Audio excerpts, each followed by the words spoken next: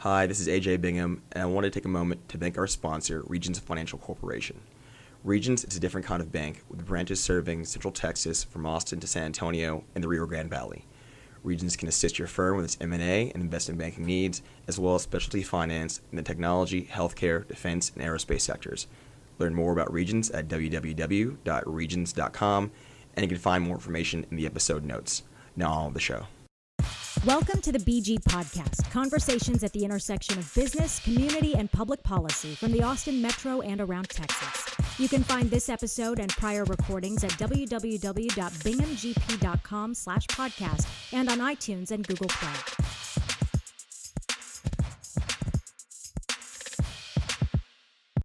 Hello, this is AJ Bingham, CEO of the Bingham Group. Our returning guest today is Councilmember Jimmy Flannigan, District 6. Welcome back to the show, Jimmy. Glad to be here. Councilmember. That's okay. We've known you for a long time. Yeah. That's fine. Yeah, that's let's slip once. In the chamber, maybe not. Yeah, but he's covered the eyes. There. I apologize. Councilmember. Well, we watching the show. The council just passed the 2019-2020 fiscal year budget on Tuesday. It was a 10-1 vote. You were the one dissenter on that vote. And wanted to just get a little more background, or just a deeper background on why your thoughts on the dissent. Yeah, when the legislature passed the change in our ability to raise revenue, we've all been very concerned about the long-term impacts of that decision. In fact, the staff was providing charts that showed just 2 years from now that we have a deficit. The city has never run deficits. We are not allowed to run deficits. In years past, the citizens of Austin elect council members with the knowledge that this community wants a high quality level of service. They want to see a lot of services, and they're willing to be taxed at a level to pay for those services. Unfortunately, the legislature is no longer allowing the citizens of Austin to have that choice when they elect council members. They want to put us through this other Byzantine process. So my main concern has been the fact that we were making budget decisions this week without really thinking about the long-term impacts and the long-term obligations those decisions are going to result in. And it's only going to make those decisions 2 and 3 and 4 years from now that much harder, that much more disruptive to the community.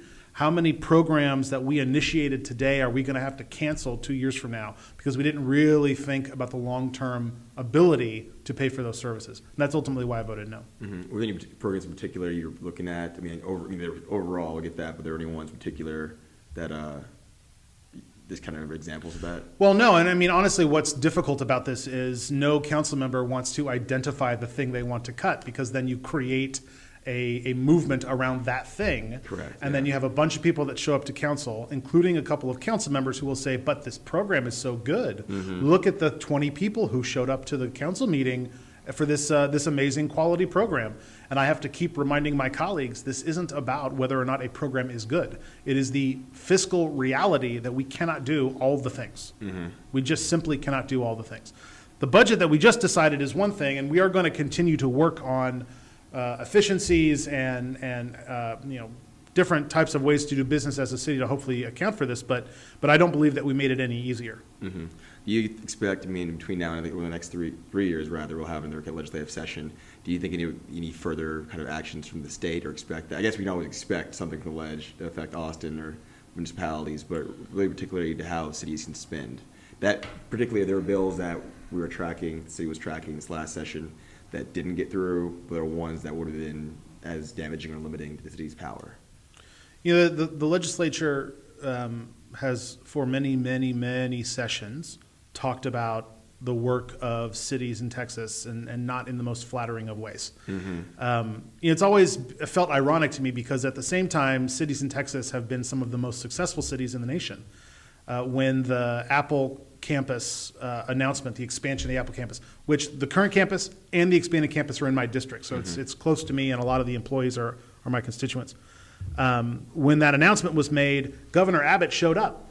Governor Abbott sat there while Apple executives talked about how it was the quality of life in Austin and the open, accepting culture, LGBT support, all of these things that make a city that Austin wants to be. And then the governor effectively tried to take credit for that, even though during the legislative session, he is one of the three hard-charging folks, him being the lieutenant governor and the Speaker of the House, who are deliberately trying to undermine what is actually making Texas successful, which is our powerfully economically strong cities.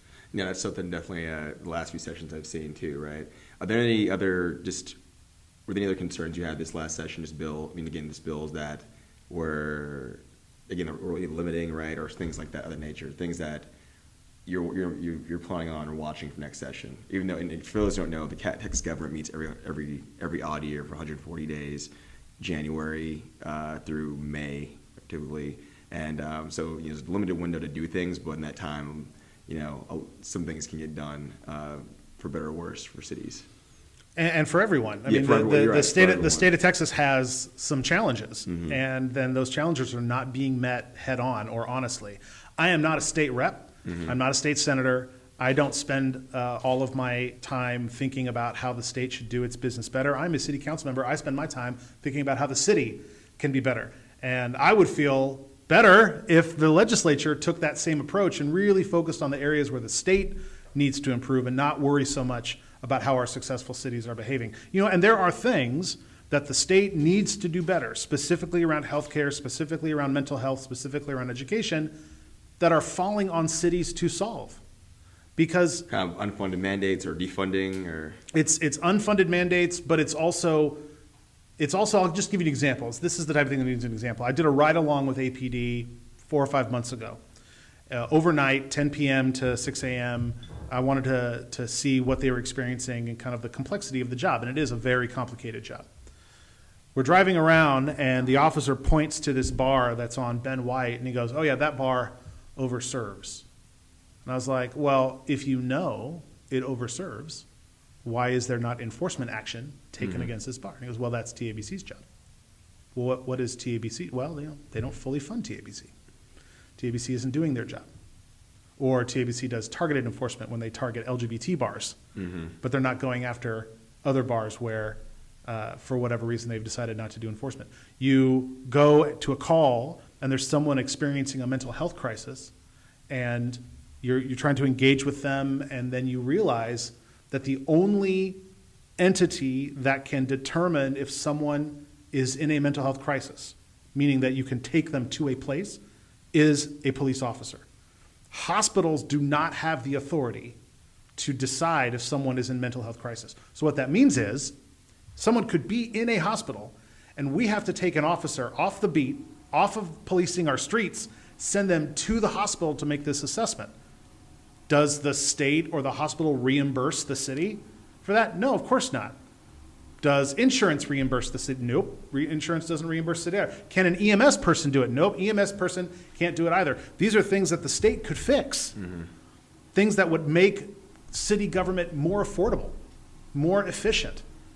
But we have a legislature who is more invested in breaking cities because, frankly, when they run for office in their primaries, they run on a promise to break cities. And break Austin sometimes in particular. Our city, it used to just be Austin. Yeah. That stupid bill about Chick-fil-A, which, This was the bill that, though at least the backstory was, City of San Antonio had denied a vendor contract for a Chick-fil-A at the airport there. Yeah. And then I guess that it wasn't Chick-fil-A corporate or the vendor, the company that owned that franchise had sued the city. In the meantime, a bill got passed during the session that I never got the nature of the bill, right? But it basically what the bill said, and the governor is kind of our grandstander in chief, signed that bill while eating Chick-fil-A, which I thought was just tableful. I hope the governor is taking care of his health. That's all I'm saying. But the bill didn't say anything about Chick-fil-A. The bill said that cities are prohibited from considering what a company spends their money on when we make our procurement decisions. So if a company is donating to something that is in opposition to the city's other laws, like non-discrimination laws, then we are prohibited from denying them the contract. I want to repeat that. The state of Texas passed a law that prohibits cities from withholding a contract at the same time that they're telling us we spend too much money. You'd think they'd want to give cities more tools to withhold contracts. But no, it is the reverse, because ultimately this is not about good public policy. This is about winning primaries and gerrymandered districts. So when we think about the long list of bills that go through the legislature and which ones are good and which ones are bad, it's, as we think about the next session, it is really about the next election. Because the makeup of the House changes every 2 years. Every single person is up for election, just like with Congress. And if we can get people into the State House who are partners with municipalities and not opponents to municipalities, then we can rise all boats. All tide will rise in the state of Texas if we do that, instead of fighting and pitting us against each other. I just don't feel like that's what Texas should be doing, and it's certainly not the Texas spirit to fight against other Texans.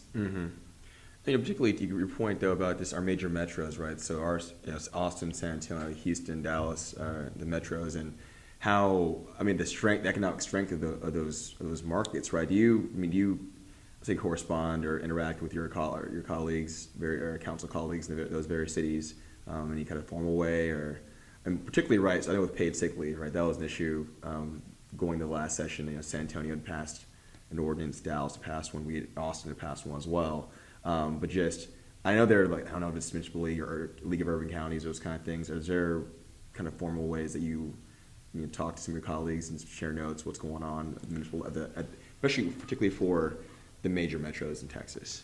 That's something that I find that mayors do a lot more of than the council members do. I certainly spend a lot of time talking to my constituents in my district about the things that they're feeling and things they're worried about and what they want to see and what they like and what they want to see more of. The mayor does do a lot of that type of collaboration across cities.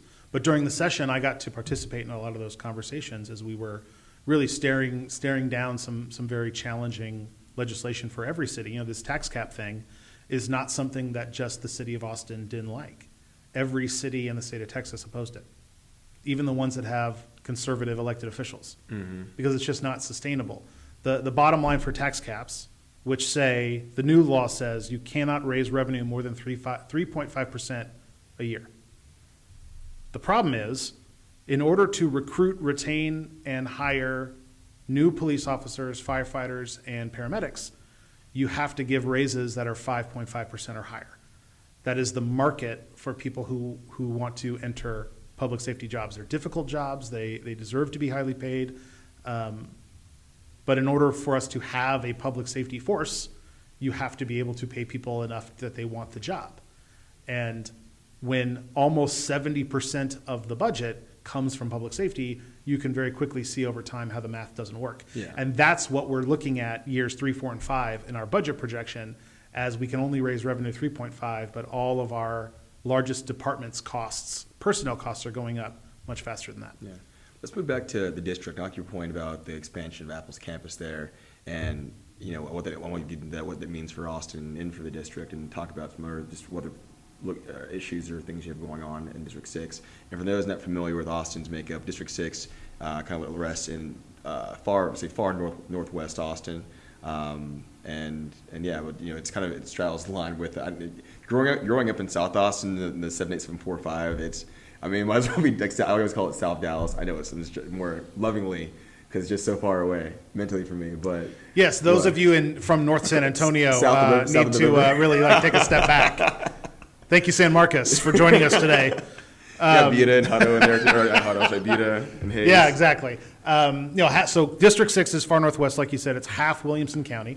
I live in Williamson County myself. I'm the first Williamson County person to be on the Austin City Council. It goes all the way down 620 out to Mansfield Dam. So if you think about where Lakeline Mall is, that's kind of the northernmost. I remember that was built. That was like the new, That is the edge of town. Yeah, and it still is the edge of town. You go out to Lakeline Mall, it doesn't feel like the edge of town because Cedar Park and Leander and other cities are densifying, Round Rock's densifying. Those are all the cities that adjoin where I'm at. But there's been a lot of growth, and depending on how you calculate it, the most growth occurring in my district as opposed to other parts of town. A lot of new apartment buildings getting built, even some old school neighborhoods that are getting finished out, like Avery Ranch, Avery Ranch and Pearson Ranch, which there's still like the last few streets of homes that are getting built out there. When I talk to my constituents, a lot of them work in high tech. A lot of them come from are in Austin because of the job growth and the strong economy that we have.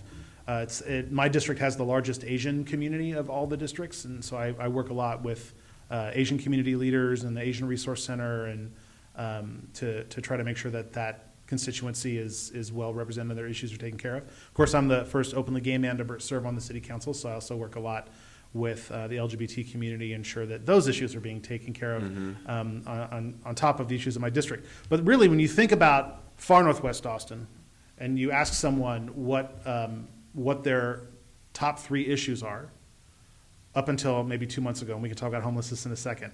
I was going to go there.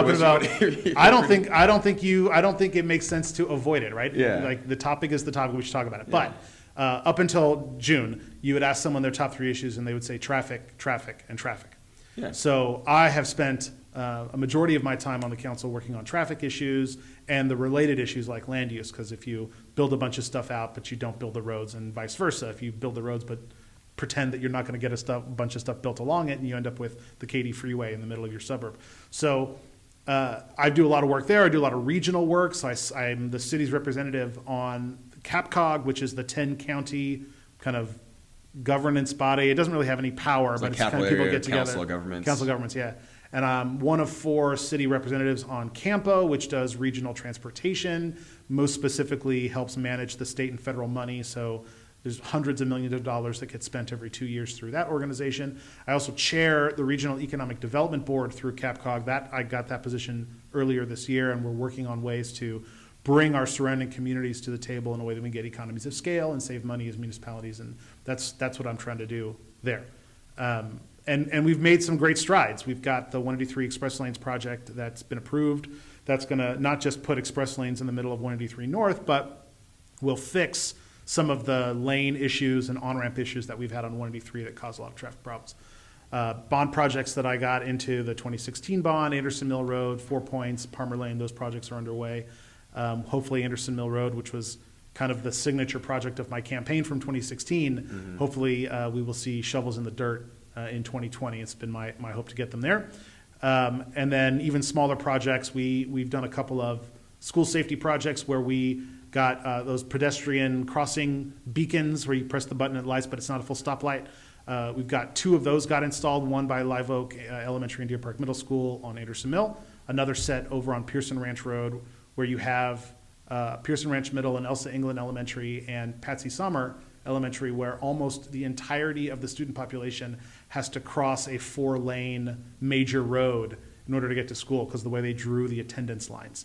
So even though there's a neighborhood behind those schools, none of those kids actually attend those schools. So we've been doing a lot of school safety issues and getting some sidewalks installed and other things. So what I really enjoy about being on the city council, one of the things I enjoy a lot, I enjoy a lot of it, but is that the issues are real, they are substantive, and you can actually fix them. Yeah. I can imagine that it would be very frustrating to be in Congress where even if you had a Congress where everybody agreed, you wouldn't really see the impacts of that, but for quite a long time. Yeah. And often the way Congress solves a problem is that they pass money down to lower levels of government. So a lot of the money that you see in our city budget is actually the spending of state and federal grants.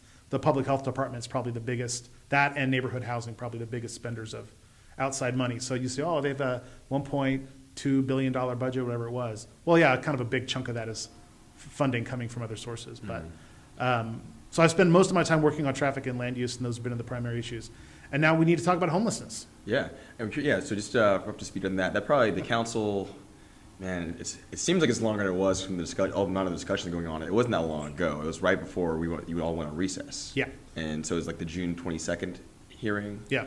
Passed. It was a homeless ordinance that decriminalized. Now we're talking about that. It's come up again, but decriminalized camping and. So let's talk about panhandling. And hold on, sort of things, right? let's talk about it. Right. So break it down. Yeah, I'll break it down. The ordinances, there were 3 ordinances. One was about panhandling, one was about sitting and lying, and one was about camping. The panhandling ordinance, there was a court ruling that determined that asking someone for money, just the act of asking for money, is protected speech under the First Amendment. So we changed that ordinance to be an aggressive behavior ordinance. It actually kind of expanded the authority a little bit. So you can ask for money, but you can't grab someone, you can't threaten them, you can't be aggressive. So that's in place. The sit-lie ordinance was always only ever applicable downtown, so that was repealed I don't think it makes sense to apply special rules to special parts of the city. There are different parts of the city. We should all abide by the same rules. And then the camping ordinance. And what we learned in this process is the cities on the West Coast that you can see these dramatic impacts. LA, San Francisco, Portland, Seattle. I mean, they're all struggling with some very difficult homelessness issues. They had really strict camping bans up until like a year ago, and I know that those homeless issues in those communities did not start a year ago. But what was happening is that they had these camping bans, often pushed by more affluent areas of those cities because their city councils are in districts kind of like ours. And so they would get these laws passed and then have the cops move people who were homeless from one part of the city to another part of the city. And then 6 months later, there's still the homeless people. In fact, there's a few more because instead of spending money getting people out of homelessness, you spent money just moving them around your city like chess pieces. Then the police department comes back and they say, well, we've got these camping bans, but we don't have enough officers to enforce them. We need more officers. And so then the city council says, well, okay, here's some more officers. And they up the budget and they raise your taxes. And then another year goes by and more people have entered homelessness, and the money that you maybe should have spent getting people out of homelessness, you spent on officers moving people around the chessboard. They come back another year and they say, oh, well, there's even more homelessness and we need more officers. And before you know it, you get 5, 6, 7, 8, 9, 10 years into this process, and there's nowhere left on the chessboard to move people around. Yeah. They're literally camping everywhere, and you've spent all of your money hiring officers to move people around from one camp to another. You've not actually addressed the problem. That doesn't mean that camping is okay. That doesn't mean that I like seeing it or that anybody likes seeing it or that it's a great condition for people to be in. But the reality of it is, if we want to address homelessness, if we want to see this change, we cannot do what they did on the West Coast, which was ban it in certain areas and then move people around a chessboard and pretend that solved the problem. We have to make investments on not just getting people off the streets, but stopping people from entering the streets. Mm-hmm. People don't turn into a camper under an overpass overnight. It starts with some type of family disruption, a financial disruption, a health issue. They start to struggle to pay their rent. Then maybe they couch surf for a while. They live out of their car for a while, and then they can't make the car payment anymore, or their friend can't handle them on the couch anymore. And now they're kind of under a door awning for a while, but they don't really think of themselves as homeless yet. And then maybe they've kept the job a little bit, but it's getting harder to keep the job. But now that they're on the street, now they're starting to experience mental health issues and trauma, not that led to them being homeless, but as a result of being homeless. Now their mental health issues are increasing. And the longer we wait to intervene, the longer we wait to help people get back onto their feet, the more expensive it gets to address it. This is a continuum. This is a spectrum of work. And it's not going to be one solution. And the camping ban is not a solution to any of it. Mm-hmm. All it does is move people around the city in a way that allows you to ignore it. But also, you've wasted the money moving people around the city instead of helping people stop being homeless. Yeah, and again, there are finite staff resources for APD, right? So, them here or an officer here is an officer not there. There's finite resources for everything. True. Right? There's finite resources for everything, and and I've talked to some police officers and some of my neighborhood police representatives, and they're frustrated as well. And people want to characterize this. Sometimes the police association wants to characterize this as a frustration between the council and the department. But I don't really, I think that's a symptom. That's not the core issue. We're both frustrated because we want to solve this problem. And it is a difficult, challenging problem to address. And what the officers liked about the camping ban is when someone would call and they would say, oh, I'm feeling uncomfortable by this thing. The officer could go out there and say, oh, you got to go. Mm-hmm. You got to move. And then the person who called the officer felt really good about that. Oh, that's great. Police officer did their job. The person they asked to move wasn't doing anything necessarily, or there was a person who was doing something, they were behaving inappropriately, but now they've disappeared. And so now they're just kind of like doing a camp sweep just to make someone feel better. You've spent police resources. You've made one person in the community feel better, but you've actually done nothing to address the underlying issue. So the officers are frustrated because they don't know what tools are the right tools to use, and we've taken away one of the tools they got comfortable with. The public is struggling to understand what the long-term solution for this is going to be, because even though the council has passed an action plan, we've passed homeless plans, we've made historic investments into these solutions, it takes a little bit of time for government to implement. We've been talking about this since June, but we just passed the budget 2 days ago. Yeah. So it's going to take, months, if not, 6 or 9 months to start seeing these solutions be implemented. But the camping ban doesn't help. It only takes resources away from the solutions you actually need to use. Yeah, so the last year, this most recent budget allocated $62.7 million for homeless initiatives. And a lot of that was already allocated. So Gotcha. so that's not a There are delta. talking points out there. I'm sure you've seen on Facebook or things like that, kind of highlighting those things. That's it's some brand new thing that's going. So when we got our new city manager, we told Spencer Cronk, we told him that we were frustrated with a budget process. The first budget I went through had this, where the staff would bring a budget that was what they had done the previous year, and then the council would load it up with whatever stuff they felt they wanted to be in the budget. And it was really weird, and it took 3 days, and it was terrible, right? In 2017, in that budget adoption, 4 of us voted no, which is how bad that process was. So then the next budget, we all voted yes. We kept the tax rate at 5.5, which was pretty amazing. We got to make investments in a number of areas. I think we took a step back a little bit this year in that way. What the staff brought us in a base budget made additional investments in areas that the community told us and that we told staff were important: housing and homelessness, and some of the improvements that we want to see in climate change in parks and open space. And but then some of my colleagues, I should say, kind of loaded up a little bit, which ultimately why I voted no, as I said earlier. But we are making historic investments. We also added more officers because the 30 new officers, and those not necessarily all beat cops. Some of those are detectives. Some of those are I'm going to get the titles wrong, but kind of management level or and so on. That kind of thing. Yeah. Because it is a growing city, and we still need traffic enforcement, and we still need some patrolling, and we still need some of those things. So it's not that we need fewer police, although there are people who advocate for that. It's a big city. We need a department to do kind of the regular police work. We certainly need more detectives and folks who can bring people to justice after a crime is committed. But there's not terribly a lot of evidence that police can prevent crime. Crime prevention is more about, in my opinion, socioeconomic issues. Do people have good jobs? Do they have access to health care? Do they have access to the things that they need? Do people feel safe? Mm-hmm. But do they feel safe is something that we can create, not by police officers, but by how we talk about our community. So it is a very complicated situation. I'm glad that we added more officers and firefighters and paramedics. We added mental health folks to the 911 call. We've got some telemedicine stuff coming in, things that will help maximize our officers' time on the street when they're doing their policing. So these investments are being made.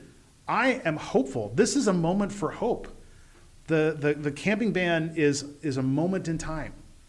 We will look back on this 3 and 4 years from now and be glad that we took this seriously and solved this problem right now. And what is primarily different between Austin and where LA and San Francisco and Seattle were 10, 15 years ago is that this city council is unified in its commitment to solve it. Not divided, where half the council says, well, just keep them out of my district, mm-hmm. and the other half trying to solve it, and then you end up not being able to solve it. Can you talk about, and this vote may have already happened by the time this show gets posted, but there was a vote, there's another item coming up on your September 19th agenda. And there's a KUT article I was reading this morning. I have a chance to review it, the whole ordinance, whether it relates to homelessness or... Yes. Yeah, fair enough. Do you know? If you don't, I'm putting a spot because we're. I've read them. Yeah. What's the gist of it, right? Because I'm already seeing kind of posts online about it, and you kind of. So it's tricky, I think, because this is going to get posted after we have a bunch of debate. Isn't that what you said? It may. I mean, it may end up. Either way. This is often get listened to after the whole. I might post thing's next gone down. Wednesday. I might do it before the actual. Some of my colleagues have posted a desire to list certain streets or certain areas of town where we're going to expand camping bans. I don't know how those council members can expect me to justify that to my district, to say why we're going to pick certain areas that are going to have a thing that we know doesn't work, mm-hmm. but makes people feel better temporarily. but again, doesn't solve the problem. How do I go back to my constituents and say, yeah, we're all frustrated by tents. We're all frustrated by the situation. We're making these investments. We're going to get this problem solved, but I'm letting West Campus opt out. There's just no way I can justify that. Mm-hmm. And let's be very clear. If that happens, it's not that those homeless people disappear. They go one street over. There's no camping ban that ended homelessness. Mm-hmm. It just shifts it around. And that is not okay either. We can't be messing around with this type of policy making. We need to stick to the plan, the action plan that we approved earlier this year, not the ordinances, but the action plan, the thing that actually says, here are the investments, here are the things we got to do. Our homeless strategy officer, our new chief homelessness officer, joined the city a month ago or this week. This week. Why are we doing more ordinances and resolutions? We have staff who are trained. This woman, and Lauren, I can't remember her last name, but Lauren came from Orlando. We're not pulling people out of the West Coast to repeat bad mistakes. We're pulling people and ideas from cities that have made progress on this issue, and we are going to make progress on this issue, and we cannot go backwards to move forward. All right. Councilmember, I want to end on that note, and this episode may be posted before that meeting, so love to get you maybe some written thoughts from you on that post meeting. But thank you. Anytime. Thank you for your time, and as always, lively discussion. Yeah. Thanks, right. AJ. Hi, this is AJ. We want to again thank our sponsor, Regions Financial Corporation. With branches serving Central Texas from Austin to San Antonio and the Rio Grande Valley, Regions can help your firm with its M&A and investment banking needs, as well as specialty finance, the technology, healthcare, defense, and aerospace sectors. Learn more about Regions in the episode notes. Thank you for listening to today's BG podcast. You can find this episode and prior recordings at www.binghamgp.com/podcast and iTunes and Google Play. Subscribe to stay current on future posts.